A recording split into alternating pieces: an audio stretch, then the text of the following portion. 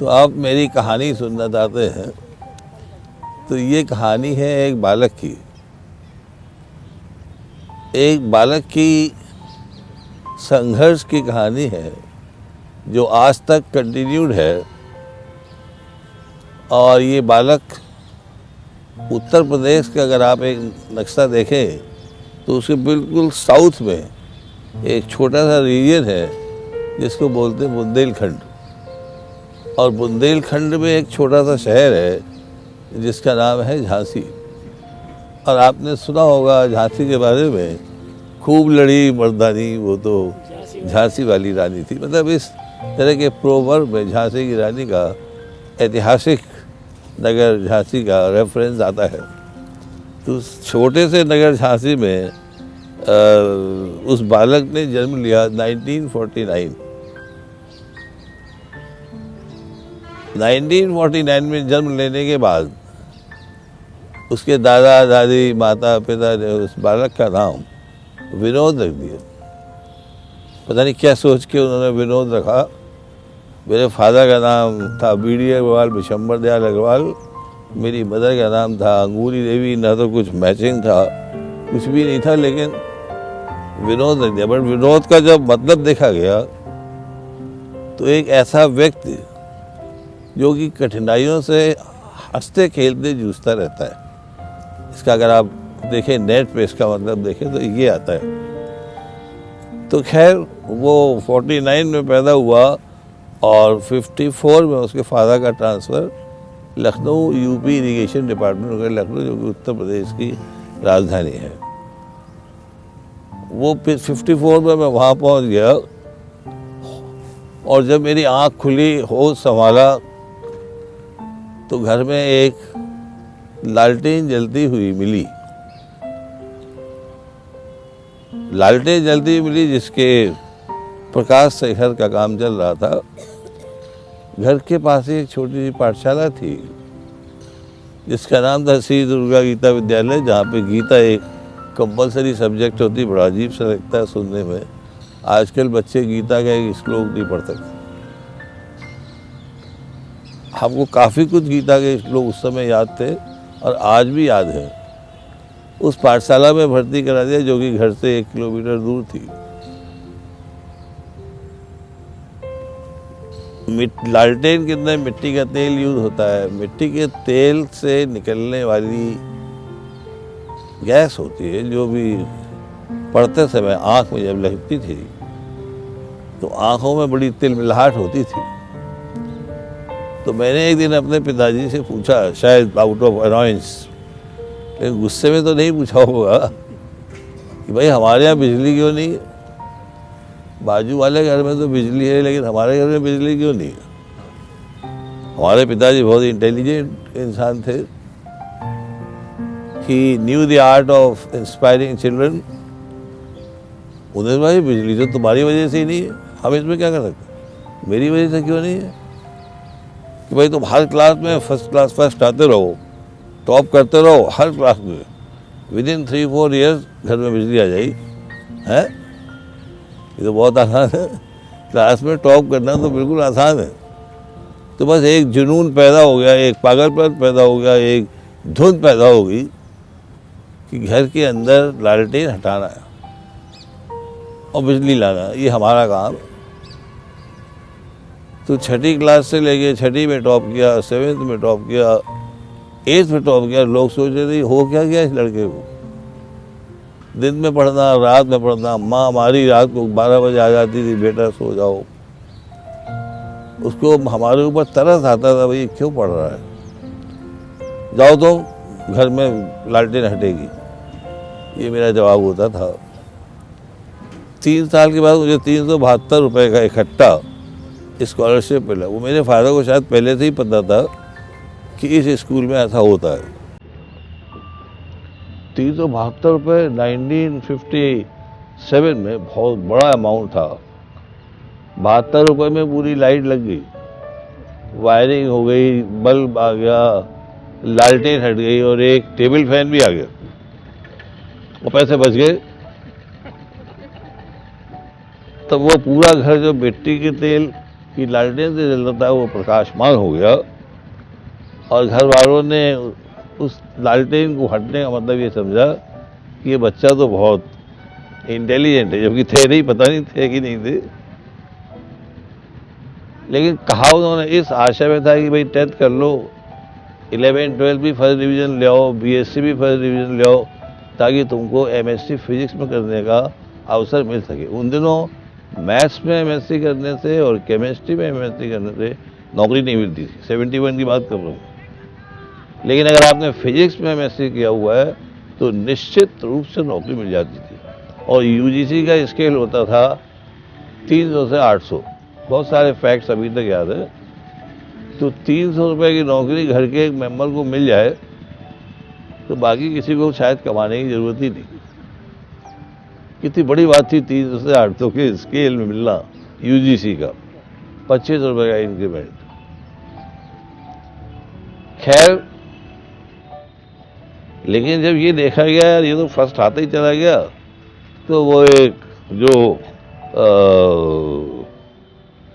उसको कहना चाहिए कि भाई हमारे बारे में एक्सपेक्टेशंस और ज़्यादा हो गए। भाई एमएससी क्यों कराया जाए, कुछ और आगे सोचा जाए।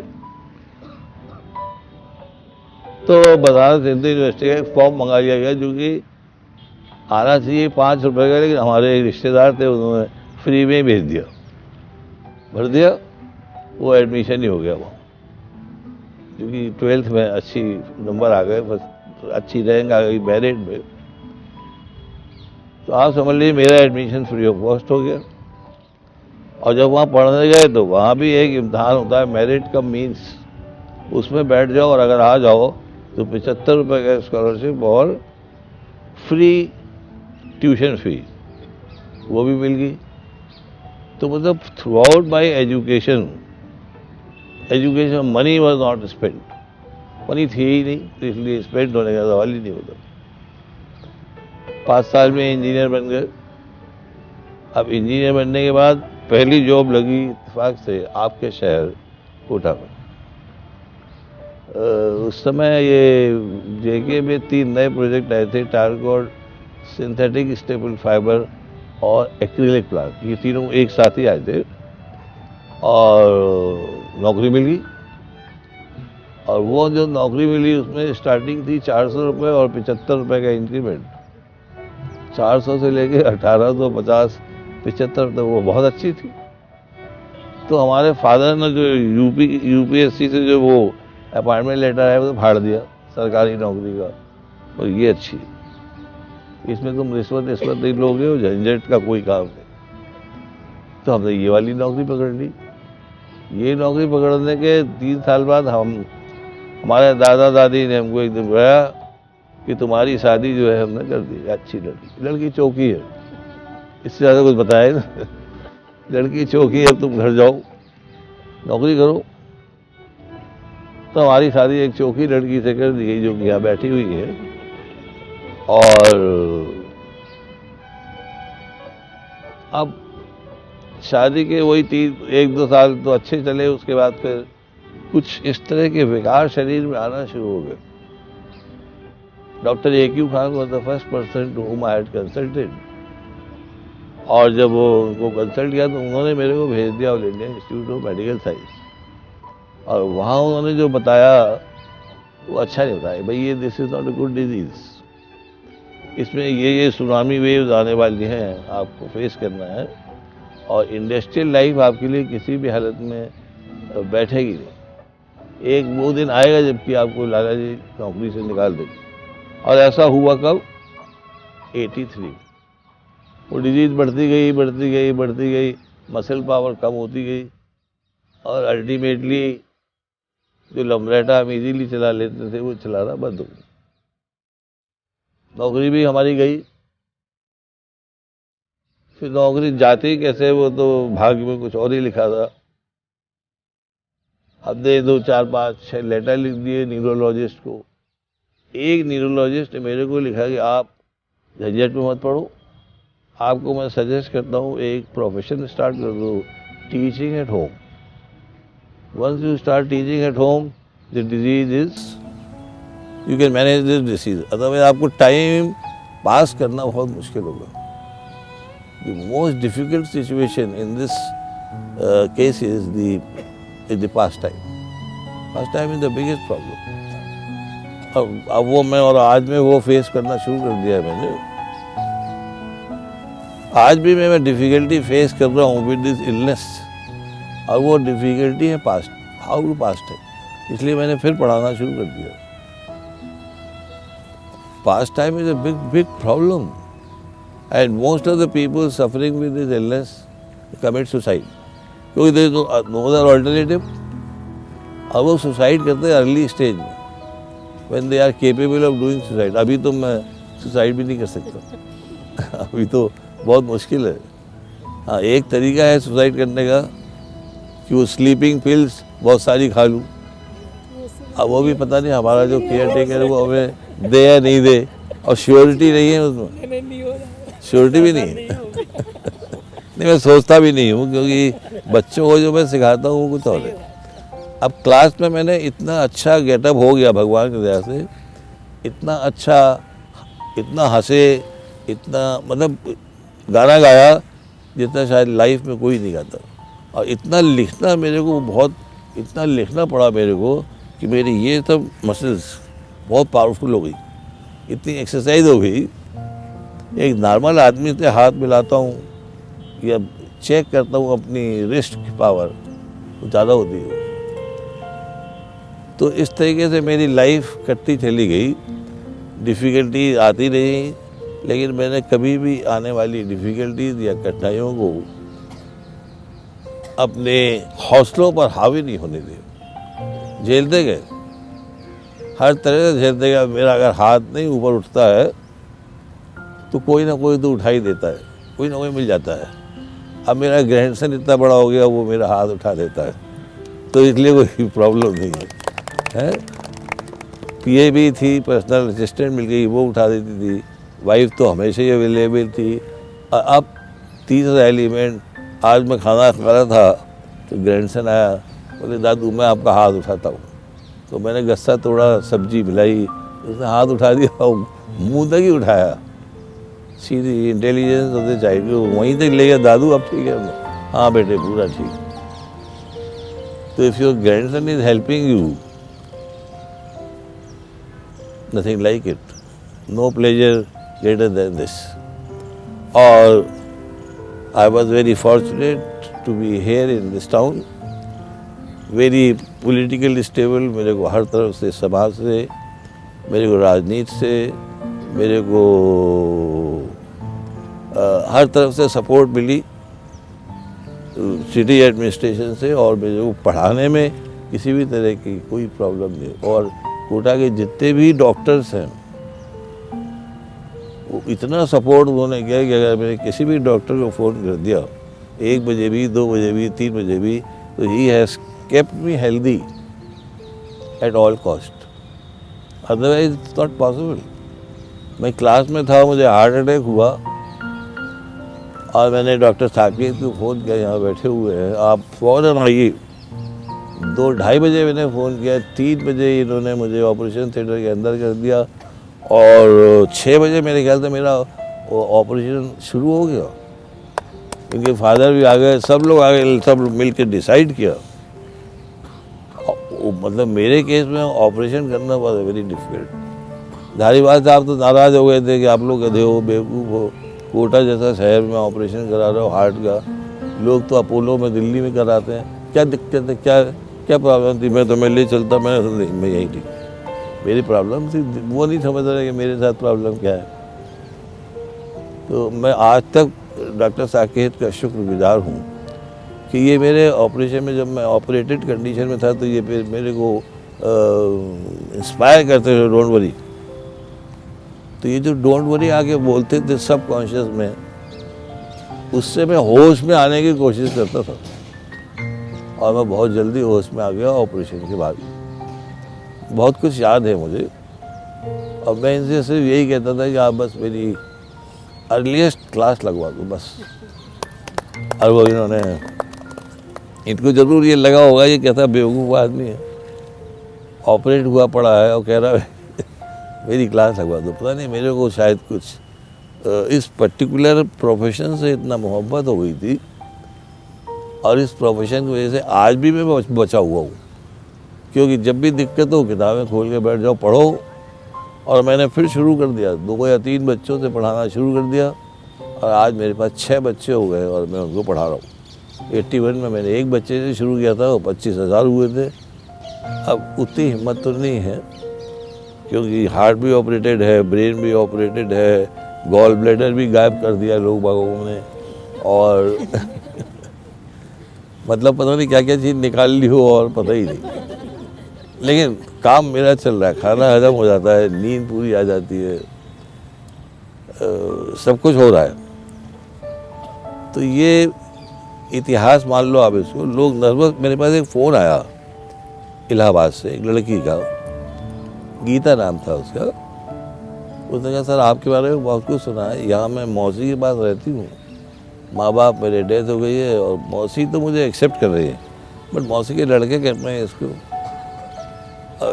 ये मतलब they want to get rid of me. तो आप मुझे अपने पास बुला के कोई जॉब दे दो, कुछ भी दे दो, मैं करती रहूँगी, लेकिन ये स्वाभिमानी ज़िंदगी में जीना चाहती हूँ। मैं जानती हूँ कि आपके बारे में सुना है, आप बुलाओ। तो मैंने वाइफ से कंसल्ट किया, वाइफ ने कहा भाई लड़का होते तो बुला लेते, लड़की में फिर वो ये सुरक्षा की प्रॉब्लम।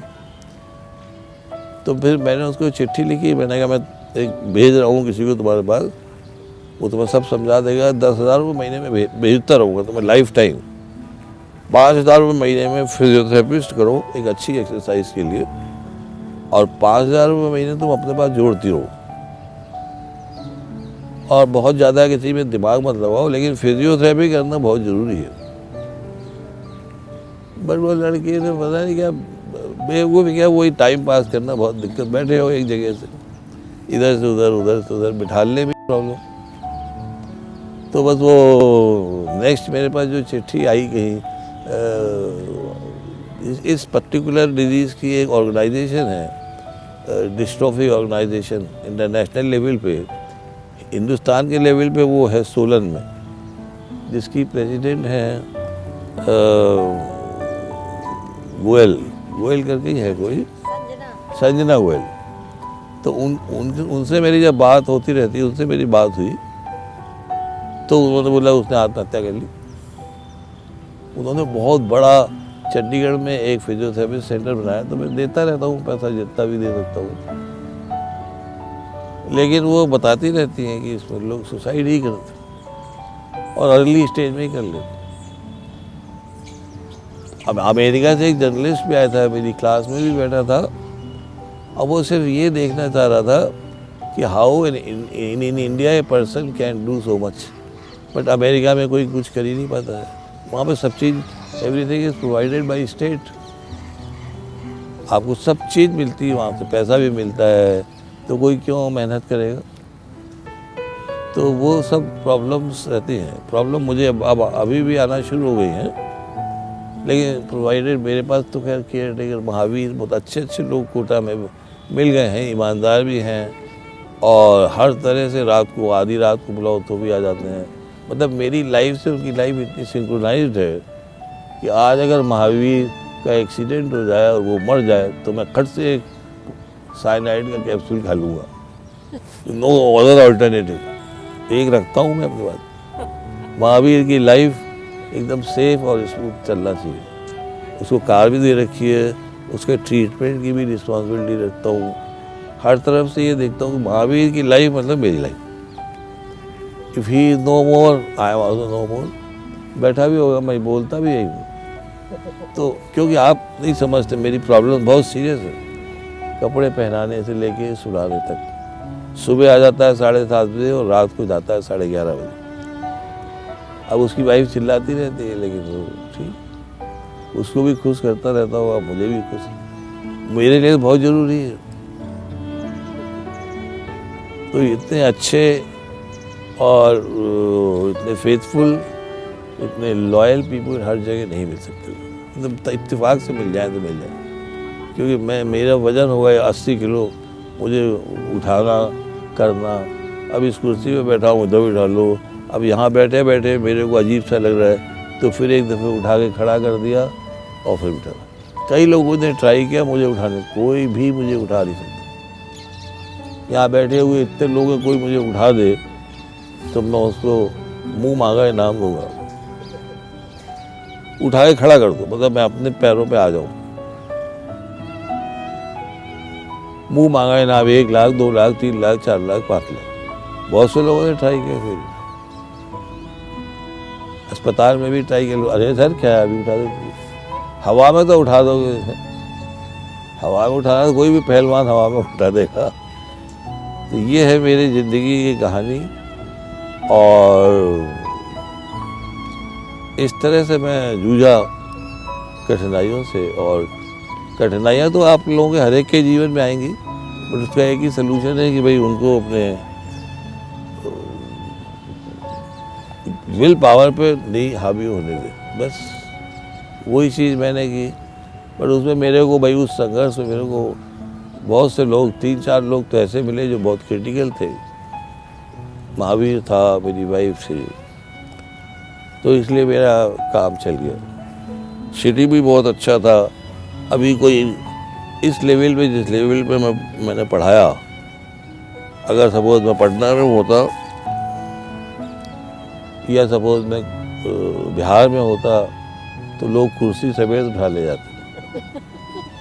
मुझे बिहार के लोगों ने बताया कि सर जो आपकी आमदनी है और जिस तरह से आप पढ़ाते हो, जिस तरह आप घूम रहे हो आराम से स्वतंत्र, अगर आप बिहार में होते तो लोग कुर्सी समेत आपको उठा ले जाते। तो ये कभी कुछ क्वेश्चंस आते हैं ऐसे कि पूछने चाहिए, क्लास में तो बच्चे डर के मारे पूछते नहीं है। बंसल सर है, कभी आपके माइंड में से कोई क्वेश्चंस आते हैं जो पूछने चाहिए उनसे? जैसे मुझे अभी आ रहा है कि मतलब this person is never pitied himself, खुद पे दया नहीं खाई कभी भी, right? Is always kept pushing yourself. मेरे को अपने ऊपर दया नहीं आई, बल्कि मैंने हमेशा ये अपने आप को, I consider myself to be, जैसे कहते हैं ना, अपने ऊपर दया नहीं आने का मतलब है कि दया क्यों आए। मेरे को दया आई एम समथिंग वेरी ग्रेट। कम से कम नहीं तो 20-25 लोगों ने तो मुझसे पहले, तो अभी तो आप मुझे बहुत लो पोजीशन पर देख रही है। 1998 से लेके 2010 तक, 9 तक लोग मेरे दर्शन ही करने आते थे। भगवान से कम मेरी डिग्री नहीं थी। हालांकि बड़ा मुश्किल है भगवान तो कैसे आप मान सकते हो, किसी इंसान बने रहे वही बहुत है। वो लोग दर्शन करने आते थे और बड़ी भीड़ होती थी, इतनी भीड़ होती थी कि मैं आपको बता नहीं सकता। वास्तव में होती थी IL में, क्योंकि वहाँ मेरी क्लास लगती थी इंस्ट्रूमेंटेशन में, उनके हॉल में, ऑडिटोरियम में। एक लेक्चर में 1000 लोग होते, इंट्रोडक्टरी क्लास में। मैंने आपको बताया भी था राक्षस के बारे में।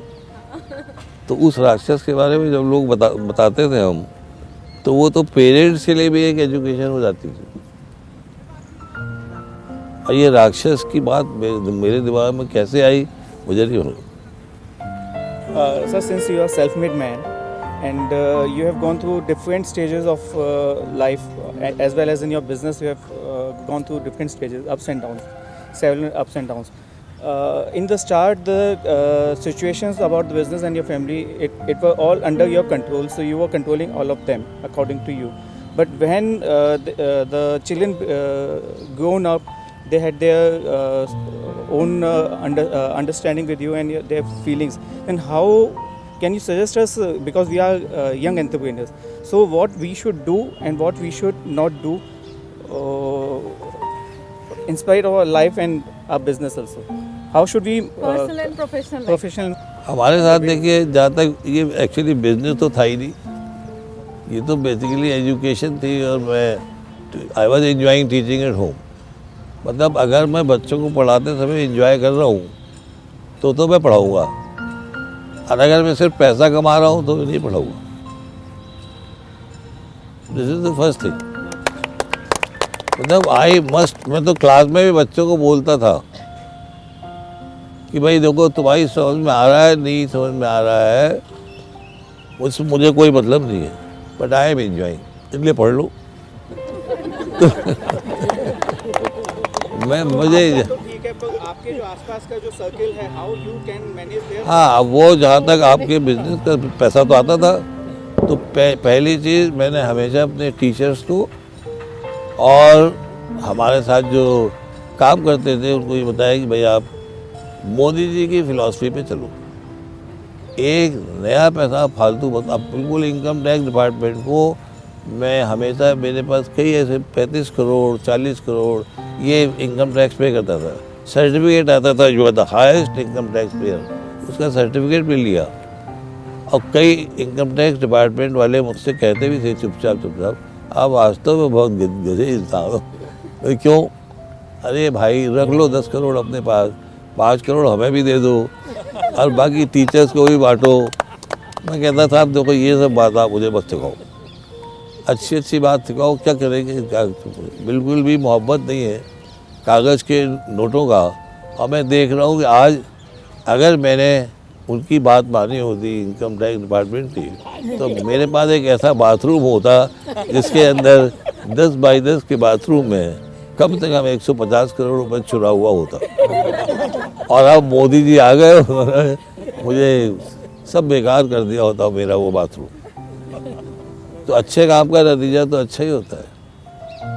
मैं एक नए पैसे का गड़बड़ नहीं करता हूँ। दूसरी चीज़, मेरी सहनशीलता कुछ इस तरह की है कि अगर मेरे पास, जैसे आज मसल क्लासेस है उसमें स्क्रैप, अब स्क्रैप तो स्क्रैप है, 2000 रुपये का स्क्रैप बिक गया, तो दैट इज़ बेसिकली ये मनी जो आप डेडली ऑनेस्ट है तो आप अकाउंट को दे दो। अदरवाइज ये कि भाई जिसको आप पुअर समझते हो उसको दे दो, इसको भी आप पुअर समझते हो, चाहे वो बेलदार हो, चाहे वो हेल्पर हो, चाहे वो माली हो, जिसको भी आपकी डेफिनेशन में पुअर। तो अब पुअर की कोई वैसी डेफिनेशन तो होती नहीं है। तो मेरे शब्दों में पुअर की डेफिनेशन कुछ भी हो सकती है। मेरी भाई हो सकती है, या मेरा कुक हो सकता है, या मेरा हेल्पर हो सकता है जो केयर टेकर हो सकता है, उसको मैं पुअर ही मानता हूँ क्योंकि वैसा रिश्ता तो है नहीं कि हमारे करोड़ों रुपये हो गए। तो गरीब की डेफिनेशन और क्या हो सकती है?